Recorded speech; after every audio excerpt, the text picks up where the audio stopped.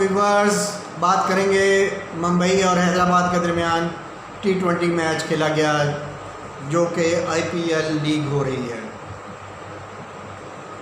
मुंबई की टीम ने टॉस जीता और पहले बैटिंग करने किए। मुंबई इस वक्त इंडियन प्रीमियर लीग की टेबल में टॉप की पोजीशन पर अपने आप को कायम रखे हुए है। इसके बारे में आपसे बात करते रहेंगे। आप हमारा YouTube चैनल सब्सक्राइब करें, शेयर करें, कमेंट करें, लाइक करें। जैसे कि बात हो रही है कि मुंबई की टीम ने पहले बैटिंग का आगाज़ किया। उनके आज कप्तान रोहित शर्मा कोई इतनी अच्छी बैटिंग ना कर सके, मगर साउथ अफ्रीका से ताल्लुक़ रखने वाले de Kock wicket keeper batsman, उन्होंने 39 बॉलों में 67 रन बनाए, जिसमें 4 चौके और 4 छक्के शामिल थे। मुंबई के बाकी खिलाड़ियों ने डी कॉक का भरपूर साथ दिया और स्कोर को 208 रन पर पहुंचा दिया। हैदराबाद की टीम के लिए 209 रन का टारगेट सेट किया, जो कि काफ़ी मुश्किल था। सेकंड बैटिंग करने वाली टीमें शारजा, दुबई, अबू धाबी में, जैसे कि आपको मालूम है, उन्हें टारगेट चेज़ करने में बहुत ज़्यादा मुश्किलात का सामना करना पड़ता है।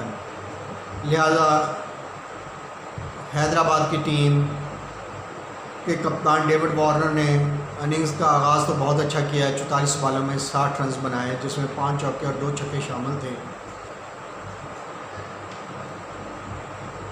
कोशिश डेविड वार्नर की बड़ी अच्छी थी, मगर बाकी टीम उनका साथ ना दे सकी। ख़ास तौर पर मुंबई के ट्रेंट बोल्ट ने, जो कि न्यूजीलैंड से ताल्लुक़ रखते हैं, शानदार बॉलिंग का मुजाहरा किया और 4 ओवर्स में 28 रन देकर 2 विकेट हासिल की। उनकी इस शानदार परफॉर्मेंस की वजह से मुंबई की टीम आसानी से ये मैच जीत गई। 26 रन से ये मैच मुंबई के हिस्से में आया। 26 रन की बढ़तरी, 208 रन बनाए थे मुंबई ने और हैदराबाद की टीम ये मैच हार गई। ट्रेंट बोल्ट को उनकी शानदार परफॉर्मेंस पर मैन ऑफ द मैच करार दिया गया और मुंबई की टीम ये मैच जीतकर अपनी टॉप की पोजीशन पर बरकरार है। उम्मीद कर रहे हैं कि मुंबई के साथ और 3 टीमें कौन सी होंगी, जबकि राजस्थान पंजाब किंग्स पंजाब जो है वो और कोलकाता आखिरी पोजीशनों पर बड़ा जमा है।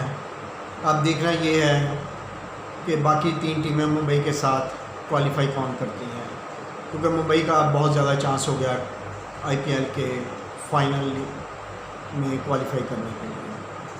आपसे इसके मतलब बात होती रहेगी। आप हमारा साथ दें, कमेंट करें, लाइक करें और शेयर करें हमारे चैनल।